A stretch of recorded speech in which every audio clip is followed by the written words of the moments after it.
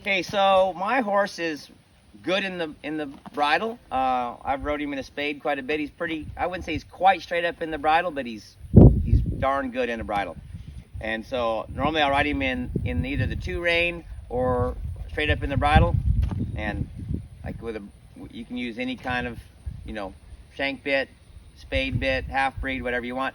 Pretty good in it. Now I'm not using any of those today. I'm using a snaffle.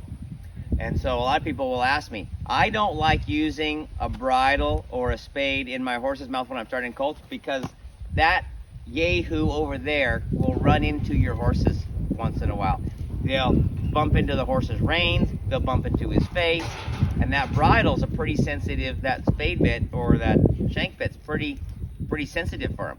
So I don't want them banging their head into my horse's reins and then that banging the horse's mouth, or running their head into the bridle and banging my horse in the mouth. So to keep that from happening, because I want to keep my horse really sensitive to my cues.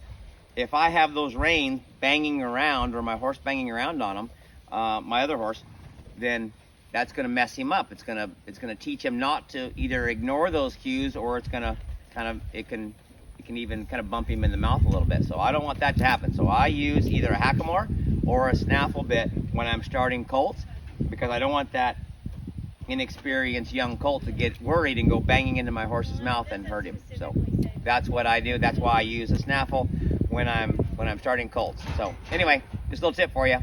Catch you later.